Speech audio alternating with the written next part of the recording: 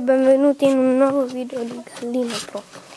In questo video andremo a vedere l'ambiente delle galline.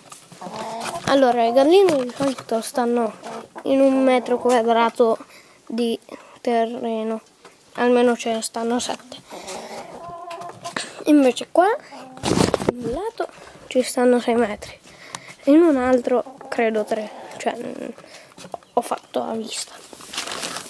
Ora, preferibilmente le galline devono avere un qualcosa con dentro della terra o dei sassi dove razzolare o spollinarsi.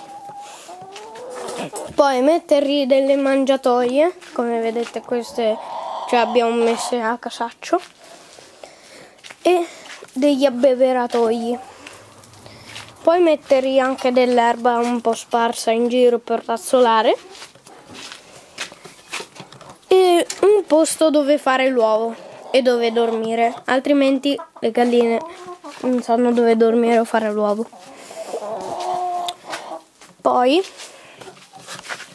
se una gallina ha problemi, dovete fare una specie di recinto. Come vedete, questa casetta è caduta. Dovete fare una specie di recinto dove metterci le galline che hanno malattie, che hanno problemi, eccetera eccetera, con acqua, cibo.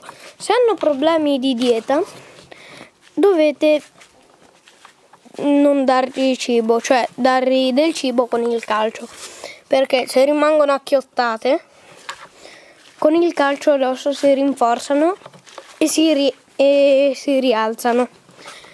Come potete vedere, questi due sono delle razze a carne. Prima questa si era acchiottata e non si alzava più. Poi, dandogli calcio, poi aiutandola, piano piano si è ripresa e ora corre. Questo invece non ha avuto problemi, ma guarda in un modo cattivo.